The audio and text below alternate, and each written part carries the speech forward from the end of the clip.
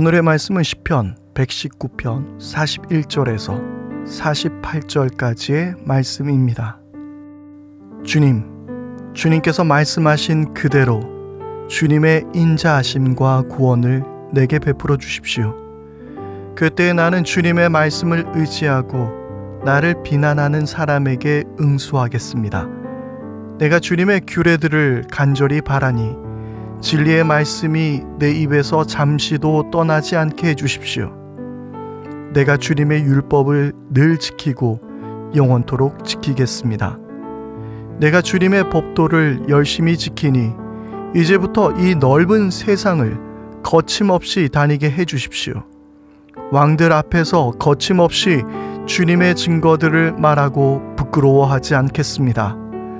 주님의 계명들을 내가 사랑하기에 그것이 나의 기쁨이 됩니다.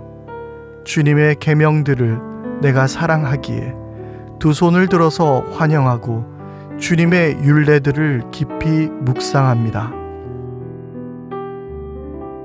오늘의 말씀은 119편 제6연에 해당되며 히브리어 알파벳 바브로 시작하는 시입니다.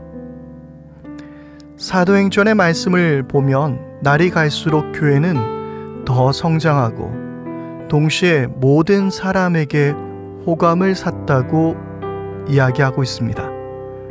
그런데 지금의 교회는 날이 갈수록 많은 비난을 세상으로부터 듣고 있습니다. 특히 코로나19 이 시국에서 교회는 세상에 보호막이 되지 못하고 오히려 해를 끼치는 일을 하고 말았습니다. 오늘 말씀을 묵상하면서 교회가 이처럼 세상에게 비난을 받는 이유를 생각해 봤습니다. 42절 말씀입니다. 그때에 나는 주님의 말씀을 의지하고 나를 비난하는 사람에게 응수하겠습니다. 이 말씀을 보면 주님의 말씀을 의지했을 때 자신을 비난하는 사람들에게 맞설 수 있다고 시인은 말하고 있습니다.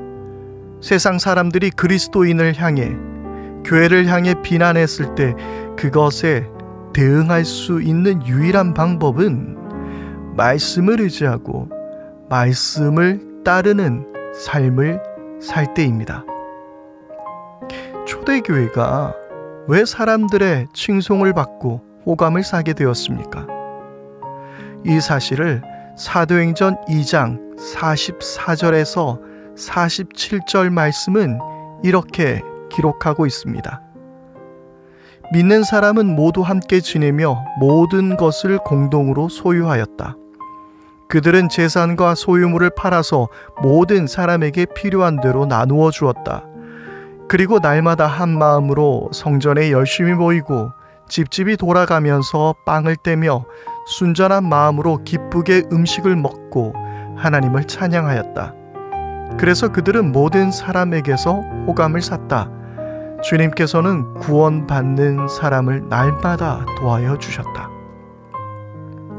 초대교회는 예수님께서 명하셨던 대로 서로 사랑하고 나누며 높고 낮음이 없이 평등한 삶을 살았습니다.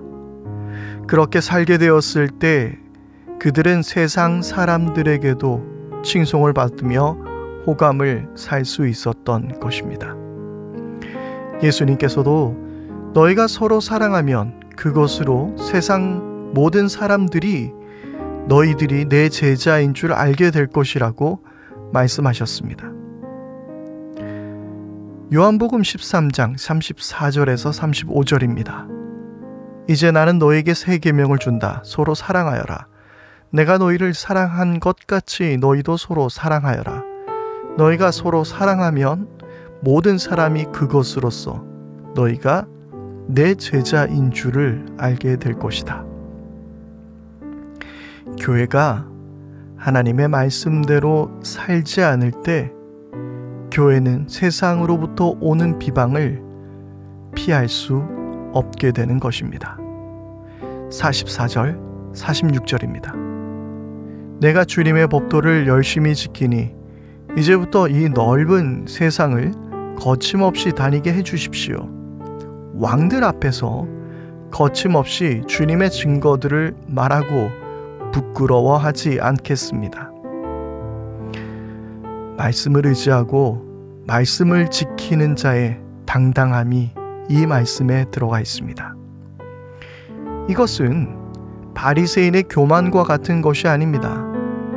자신을 내세우려 말씀을 도구 삼는 외식적인 모습도 아닙니다.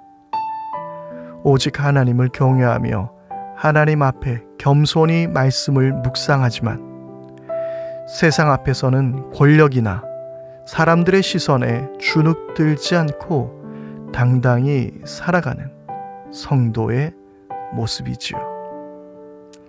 가만히 생각해 보면 우리가 세상 속에서 움츠려 드는 이유, 그리스도인임을 내세우기 부끄러운 이유는 먼저 내가 말씀대로 살지 못함이며, 그리고 교회가 말씀대로 살지 못함으로 온갖 비난의 대상이 되었기 때문입니다. 초대 교부였던 터툴리안의 글에 보면 초대교회 성도들이 불신자들에게 전도할 때 당신들은 그리스도인들처럼 사랑하는 사람을 본 적이 있습니까? 라는 말로 전도했다고 기록하고 있습니다. 또한 이런 말을 한 사람도 있었습니다. 복음을 항상 전하라. 하지만 말은 필요할 때만 사용하라. 그렇습니다. 삶으로 복음을 전하라는 말입니다. 우리는 지금 교회가 외면당하고 있는 시대를 살고 있습니다. 한국 교회 현실을 바라보며 그것을 탓하기 전에 과연 나는 말씀을 사랑하고 있는 사람인지, 그리고 말씀에 순종하며 살고 있는 그리스도인인지 다시 한번 돌아봐야 할 것 같습니다.